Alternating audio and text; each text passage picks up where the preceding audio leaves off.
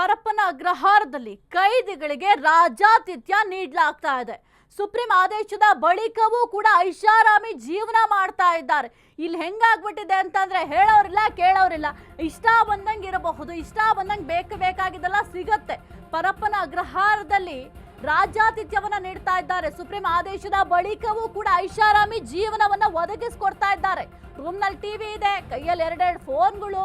ಜೈಲಲ್ಲಿ ರೇಪಿಸ್ಟ್ ಉಮೇಶ್ ರೆಡ್ಡಿ ಬಿಂದಾಸ್ life lead ಮಾಡ್ತಾ ಇದ್ದಾರೆ. ಮತ್ತಿನ್ಯಾಕೆ ಹೊರಗಡೆ ಬರೋದಿಕ್ಕೆ ಹೋಗ್ತಾರೆ ಅವರಲ್ವಾ? ಬಿಂದಾಸ್ ಲೈಫ್ ಜೈಲಿನಲ್ಲೇ ಸಿಗ್ತಾರೆ ಅಂದ್ರೆ ಬೇರೆ ಇನ್ನೇನ್ ಬೇಕು? ಮೊಬೈಲ್ನಲ್ಲಿ ಮಾತನಾಡೋ ವಿಡಿಯೋಗಳು ವೈರಲ್ ಆಗ್ತಾ ಇದೆ. ಇಷ್ಟೆಲ್ಲ ಆದ್ರೂ ಕೂಡ ಅಲ್ಲಿ ಸಿಬ್ಬಂದಿಗಳು ಅಧಿಕಾರಿಗಳು ಏನ್ ಮಾಡ್ತಾ ಇದ್ದಾರೋ ಗೊತ್ತಾಗ್ತಾ ಇಲ್ಲ. ಜೈಲಧಿಕಾರಿಗಳಿಂದ ಉಮೇಶ್ ರೆಡ್ಡಿಗೆ ರಾಜಾತಿಥ್ಯ, ಜೈಲಧಿಕಾರಿಗಳೇ ರಾಜಾತಿಥ್ಯ ನೀಡ್ಲಿಕ್ಕೆ ಮುಂದಾಗ್ಬಿಟ್ರೆ ಇನ್ನು ಯಾರು ಏನ್ ತಾನೇ ಮಾಡ್ಲಿಕ್ಕೆ ಸಾಧ್ಯ ಆಗುತ್ತೆ? ಸುಪ್ರೀಂ ಆದೇಶ ಇದ್ರೂ ಕೂಡ ಹೇಳೋರು ಕೇಳೋರು ಗತಿ ಇಲ್ಲ.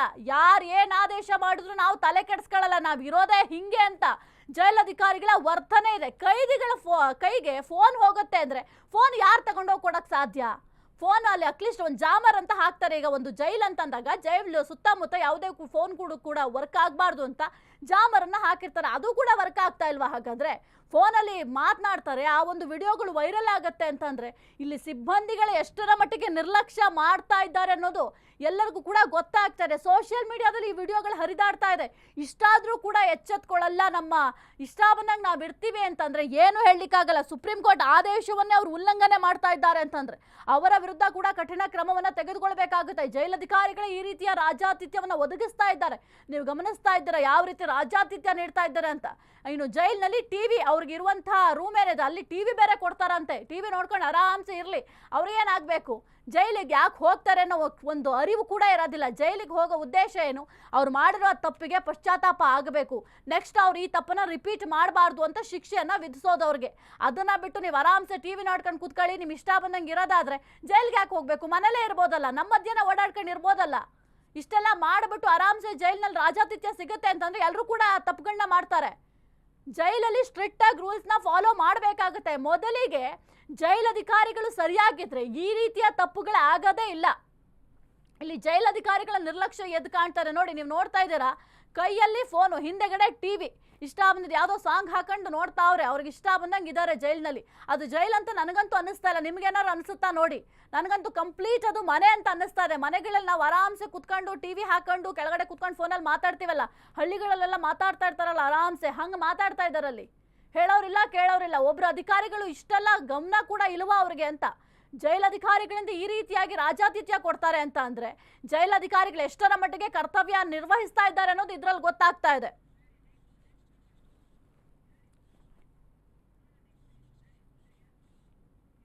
ಪರಪ್ಪನ ಅಗ್ರಹಾರ ಜೈಲಲ್ಲಿ ಕೈದಿಗಳ ಹೈಫೈ ಲೈಫ್. ಜೈಲಿನಲ್ಲಿ ರನ್ಯಾ ರಾವ್ಳ ಪ್ರಿಯಕರ ಫುಲ್ ಬಿಂದಾಸ್ ಆಗಿದ್ದಾರೆ. ಏನು ಮಾಡ್ಲಿಕ್ಕಾಗಲ್ಲ. ನಮ್ಮ ಜೈಲಿನಲ್ಲಿ ವ್ಯವಸ್ಥೆ ಸರಿ ಇಲ್ಲ ಅಂತ ಅಂದಾಗ ಯಾರು ಏನ್ ತಾನೇ ಹೇಳಲಿಕ್ಕೆ ಸಾಧ್ಯ ಆಗುತ್ತೆ? ನೋಡಿ, ಜೈಲಿನಲ್ಲಿ ರನ್ಯಾ ರಾವ್ಳ ಪ್ರಿಯಕರ ಇದ್ನಲ್ಲ ಫುಲ್ ಬಿಂದಾಸ್ ಮಾಡ್ತಾ ಇದ್ದಾನಂತೆ. ತೆಲುಗು ಸಿನಿಮಾ ನಟ ಸಹ ಆಗಿರುವ ಆರೋಪಿ ತರುಣ್ ಫುಲ್ ಬಿಂದಾಸ್ ಆಗಿ ಲೈಫ್ ಲೀಡ್ ಮಾಡ್ತಾ ಇದ್ದಾರೆ. ತನಿಖೆ ನಡೆಸಿದ್ದ ನಂತರ ಜೈಲಿಗೆ ಕಳಿಸಿದ್ರು ಪೊಲೀಸರು. ಇದೀಗ ಜೈಲಿನಲ್ಲಿ ತರುಣ್ ಐಷಾರಾಮಿ ಜೀವನವನ್ನ ಮಾಡ್ತಾ ಇದ್ದಾರೆ. ತರುಣ್ ಸೆಲ್ನಲ್ಲಿ ಟಿವಿ ಜೊತೆಗೆ ಕೈಲಿನಲ್ಲಿ ಮೊಬೈಲ್ ಬೇರೆ. ಕೈದಿಗಳ ರಾಜಾತಿಥ್ಯಕ್ಕೆ ಜೈಲಧಿಕಾರಿಗಳು ಸಿಬ್ಬಂದಿಗಳು ಸಾಥ್ ಕೊಡ್ತಾ ಇದ್ದಾರೆ. ಜೈಲಾಧಿಕಾರಿಗಳು ಸಿಬ್ಬಂದಿಗಳಿಗೆ ಎಷ್ಟು ಹೇಳಿದ್ರು ಬುದ್ಧಿನೇ ಬರಲ್ಲ. ಪರಪ್ಪನ ಅಗ್ರಹಾರ ಜೈಲಲ್ಲಿ ಕೈದಿಗಳ ಐಫೈ ಲೈಫ್ ಅನ್ನ ಲೀಡ್ ಮಾಡ್ತಾ ಇದ್ದಾರೆ. ಹಾಗಾದ್ರೆ ಅವ್ರು ಹೊರಗಡೆ ಬರ್ಲಿಕ್ಕೆ ಯೋಚನೆ ಮಾಡಂಗಿಲ್ಲ. ಬಿಡು, ಜೈಲ್ನಲ್ಲಿ ಇರೋಣ, ಏನ್ ಮಾಡ್ತಾರೋ ಮಾಡ್ಲಿ, ಎಷ್ಟು ಶಿಕ್ಷೆ ಕೊಡ್ತಾರೋ ಕೊಡ್ಲಿ ಅಂತ ಮಂಡು ಬಿದ್ದೋಗ್ತಾರೆ. ಆ ರೀತಿ ಆಗ್ತಾ ಇದೆ. ಜೈಲಧಿಕಾರಿಗಳು ಎಷ್ಟು ಕೇರ್ಲೆಸ್ ಮಾಡ್ತಾ ಇದ್ದಾರೆ ಅಂತ ಅಂದ್ರೆ, ನೀವು ಇಲ್ಲಿ ಕರ್ತವ್ಯ ಮಾಡ್ಲಿಕ್ಕೆ ಬಂದಿದ್ದೀರಾ ಅಥವಾ ಏನಕ್ಕೆ ಬಂದಿದ್ದೀರಾ? ಜೈಲಧಿಕಾರಿಗಳು ನೀವು ಕರ್ತವ್ಯ ಮಾಡ್ತಾ ಇಲ್ಲ ಸರಿಯಾಗಿ. ಅದು ನಿಮ್ಗೂ ಕೂಡ ಗೊತ್ತಾಗ್ತಾ ಇದೆ ನಾನು ತಪ್ಪು ಮಾಡ್ತಾ ಇದ್ದೀನಿ ಅಂತ. ತಪ್ಪು ಮಾಡಿದವ್ರನ್ನ ಜೈಲಿಗೆ ಕಳಿಸೋ ಉದ್ದೇಶ ಏನು ಅಂತಂದ್ರೆ ಅವ್ರು ಸರಿ ಆಗ್ಲಿ, ನೆಕ್ಸ್ಟ್ ಅವರಿಂದ ಸಮಾಜದ ಸುವ್ಯವಸ್ಥೆ ಹಾಳಾಗಬಾರ್ದು, ಸಮಾಜಕ್ಕೆ ತೊಂದರೆ ಆಗಬಾರ್ದು ಅನ್ನುವ ನಿಟ್ಟಿನಲ್ಲಿ ಅವ್ರನ್ನ ಜೈಲಿಗೆ ಹಾಕ್ತಾರೆ, ಶಿಕ್ಷೆ ಪ್ರಕಟ ಮಾಡ್ತಾರೆ. ಅದು ಕೂಡ ನಿಮ್ಗೆ ಲೆಕ್ಕಕ್ಕಿಲ್ಲ ಅಂತಂದ್ರೆ ನೀವಿನ್ ಯಾವ ರೀತಿ ಕರ್ತವ್ಯ ನಿರ್ವಹಿಸ್ತಾ ಇದ್ದೀರಾ ಅಂತ ಗೊತ್ತಾಗ್ತಾ ಇಲ್ಲ. ಸುಪ್ರೀಂ ಕೋರ್ಟ್ ಆದೇಶ ಇದೆ. ಆ ಒಂದು ಸುಪ್ರೀಂ ಕೋರ್ಟ್ ಆದೇಶವನ್ನೇ ನೀವು ಉಲ್ಲಂಘನೆ ಮಾಡ್ತೀರಾ ಅಂತಂದ್ರೆ ನಮ್ಮ ಕಾನೂನು ಸುವ್ಯವಸ್ಥೆಯನ್ನ ಕಾಪಾಡುವಂತ ಪೊಲೀಸರು ಇಲ್ಲಿ ಏನ್ ಮಾಡ್ತಾ ಇದ್ದೀರಾ? ಎಷ್ಟರ ಮಟ್ಟಿಗೆ ನೀವು ಕಾನೂನು ಸುವ್ಯವಸ್ಥೆ ಕಾಪಾಡ್ತಿದ್ದೀರಾ ಅಂತ ಈ ಒಂದು ವಿಡಿಯೋಗಳನ್ನ ನೋಡಿದ್ರೆ ಗೊತ್ತಾಗತ್ತೆ.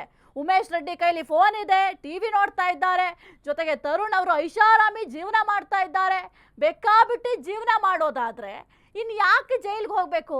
ಹಾಗಾದ್ರೆ ದರ್ಶನ್ ಅವ್ರು ಕೇಳೋದು ಸರಿ ಇದೆ ಅಂತ ಅನ್ಸಲ್ವಾ? ಈ ಒಂದು ಪ್ರಕರಣವನ್ನ ಗಮನಿಸ್ತಾ ಇದ್ರೆ ನನ್ಗೆ ಹಾಸಿಗೆ ದಿಮ್ ಕೊಟ್ಟಿಲ್ಲ ಅಂತ ಅವ್ರ ಅರ್ಜಿಯನ್ನ ಸಲ್ಲಿಕೆ ಮಾಡ್ತಾ ಇದ್ದಾರೆ, ಅರ್ಜಿಯನ್ನ ಸಲ್ಲಿಕೆ ಮಾಡಿದ್ದಾರೆ. ಜೈಲಧಿಕಾರಿಗಳು ನಮ್ಮನ್ನು ಸರಿಯಾಗಿ ನೋಡ್ಕೊತಾ ಇಲ್ಲ, ಬೇರೆಯವ್ರಿಗೆಲ್ಲ ಇಷ್ಟ ಬಂದಂಗೆ ವ್ಯವಸ್ಥೆನ ಮಾಡ್ಕೊಡ್ತಾರೆ ಅಂತ ಅವ್ರ ಪರ ವಕೀಲರು ವಾದವನ್ನ ಮಾಡಿದ್ರು ಒಂದು ಸಂದರ್ಭದಲ್ಲಿ. ಈಗ ಅದು ಕೂಡ ನೆನಪಾಗತ್ತೆ. ಇಷ್ಟರ ಮಟ್ಟಿಗೆ ಬೇಕಾಬಿಟ್ಟಿಯಾಗಿ ಅವ್ರು ಇಷ್ಟ ಬಂದಂಗೆ ಫೋನಲ್ಲಿ ಮಾತನಾಡ್ತಾರೆ, ಆ ಒಂದು ವಿಡಿಯೋ ಮಾಡ್ಕೊಂಡು ಸೋಷಿಯಲ್ ಮೀಡಿಯಾದಲ್ಲಿ ಅಪ್ಲೋಡ್ ಮಾಡ್ತಾರೆ ಅಂತಂದ್ರೆ ಪರಪ್ಪನ ಅಗ್ರಹಾರದ ಪರಿಸ್ಥಿತಿ ಯಾವ ರೀತಿ ಇದೆ ನೋಡಿ. ಈಗ ಜೈಲ್ಗೆ ಹೋಗ್ಬೇಕಂದ್ರೆ ಯಾರು ಕೂಡ ಹೆದರಂಗೇ ಇಲ್ಲ, ಆ ಪರಿಸ್ಥಿತಿ ಬಂದಿದೆ. ಸ್ವಲ್ಪನಾರು ಜೈಲಧಿಕಾರಿಗಳು ನಾವು ಕೆಲಸ ಮಾಡಬೇಕು, ಜನರ ಸೇವೆಗಾಗಿದ್ದೀವಿ, ಕರ್ತವ್ಯ ಮಾಡುವಂತ ಕೆಲಸಕ್ಕೆ ನಾವು ನಿಯತ್ತಾಗಿರ್ಬೇಕು ಅನ್ನೋದು ಸ್ವಲ್ಪನೂ ಗೊತ್ತಾಗ್ತಿಲ್ವಾ ಅಂತ. ನಾವಿಲ್ಲಿ ಯಾವುದೇ ಜೈಲಧಿಕಾರಿಗಳನ್ನ ಉದ್ದೇಶವಾಗಿ ಇಟ್ಕೊಂಡು ಹೇಳ್ತಾ ಇಲ್ಲ, ನೀವು ಮಾಡ್ತಿರೋ ತಪ್ಪು ನಿಮ್ಗೆ ಅರಿವಾಗ್ಲಿ ಅಂತ ಹೇಳ್ತಾ ಇದೀವಿ.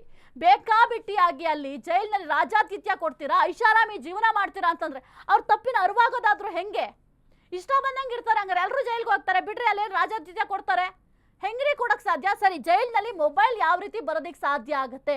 ಮೊಬೈಲ್ ಬರೋದಿರ್ಲಿ, ಅಲ್ಲಿ ಒಂದು ಜಾಮರ್ ಅನ್ನೋದು ಅಳವಡಿಕೆ ಮಾಡಿರ್ತಾರೆ. ಯಾಕೆಂದ್ರೆ ಜೈಲಿನಲ್ಲಿ ಫೋನ್ಗಳು ವರ್ಕ್ ಆಗಬಾರ್ದು, ಫೋನ್ ಇದ್ರೆ ತಾನೇ ಈ ತರ ಸಮಸ್ಯೆಗಳಾಗೋದು ಅಂತ ಜಾಮರ್ ಹಾಕಿರ್ತಾರೆ. ಸುತ್ತಮುತ್ತ ಕೂಡ ಈ ಒಂದು ಸಮಸ್ಯೆ ಇದೆ.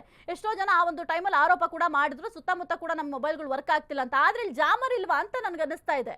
ಬೇಕಾಬಿಟ್ಟಿಯಾಗಿ ಫೋನಲ್ಲಿ ಮಾತಾಡ್ತಾರೆ, ಇಷ್ಟ ಬಂದಂಗೆ ಇರ್ತಾರೆ ಅಂತ ಅಂದ್ರೆ ಹೆಂಗ್ರಿ ಸಾಧ್ಯ? ಸುಪ್ರೀಂ ಕೋರ್ಟ್ ಆದೇಶ ಕೊಟ್ಟಿದ್ರು ಕೂಡ ಸುಪ್ರೀಂ ಕೋರ್ಟ್ ಆದೇಶಕ್ಕೆ ಯಾವೊಬ್ಬ ಜೈಲಧಿಕಾರಿ ಆಗಿರಬಹುದು, ಸಿಬ್ಬಂದಿ ಆಗಿರಬಹುದು ಬೆಲೆ ಕೊಡ್ತಾ ಇಲ್ಲ ಅಂತ ಇದ್ರಲ್ಲಿ ಗೊತ್ತಾಗುತ್ತೆ. ಕಾನೂನು ಸುವ್ಯವಸ್ಥೆಯನ್ನ ಕಾಪಾಡಿ ಅಂತ ಪೊಲೀಸರು ಬೇರೆಯವ್ರಿಗೆ ಹೇಳಬೇಕು, ಜನಸಾಮಾನ್ಯರಿಗೆ ಬುದ್ಧಿ ಹೇಳಬೇಕು.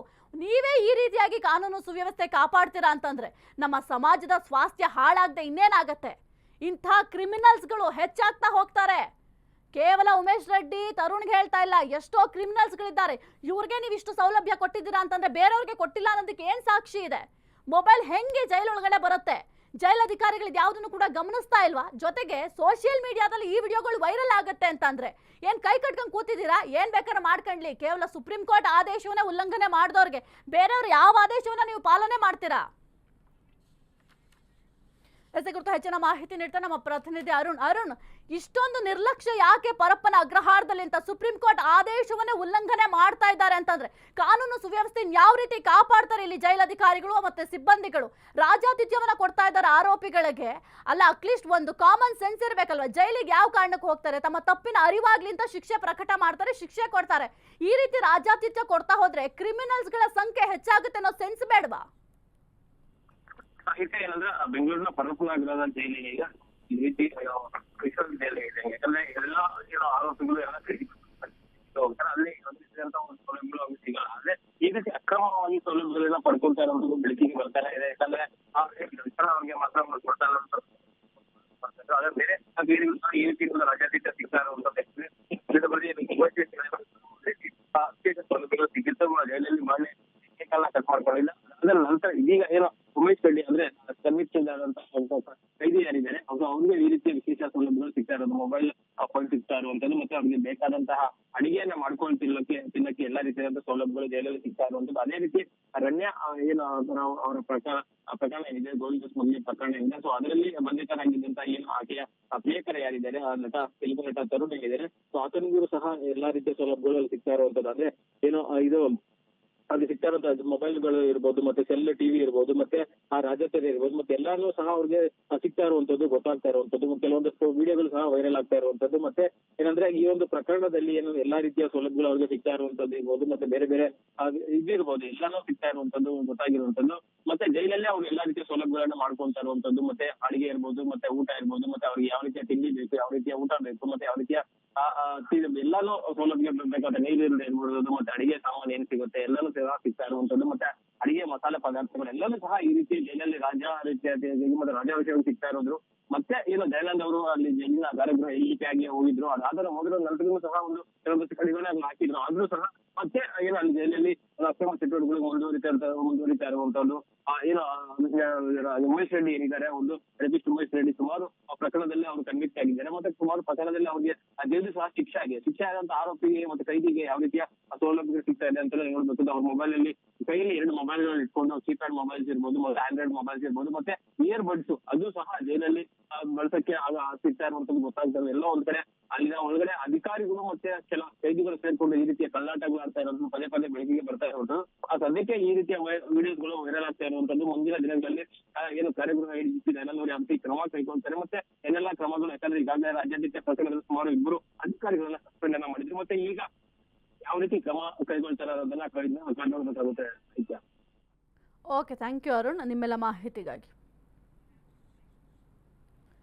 ಸದ್ಯಕ್ಕೆ ಇದಕ್ಕೆ ಯಾವ ರೀತಿ ಕಡಿವಾಣ ಹಾಕ್ತಾರೆ ಅಂತ ನೋಡಬೇಕಾಗತ್ತೆ. ಯಾಕಂದರೆ ಜೈಲಧಿಕಾರಿಗಳೇ ಈ ರೀತಿಯ ಸಪೋರ್ಟ್ ಕೊಡ್ತಾ ಇದ್ರೆ, ರಾಜಾತಿಥ್ಯವನ್ನು ನೀಡ್ತಾ ಇದ್ರೆ, ಇನ್ನು ಯಾವ ರೀತಿಯಲ್ಲಿ ಆರೋಪಿಗಳಾಗಿರಬಹುದು ಅಥವಾ ಅಲ್ಲಿ ಶಿಕ್ಷೆಯನ್ನು ಅನುಭವಿಸ್ತಾ ಇರುವಂಥವ್ರಾಗಿರ್ಬೋದು, ಅಲ್ಲಿ ಶಿಕ್ಷೆನೇ ಇಲ್ಲ ಬಿಡಿ.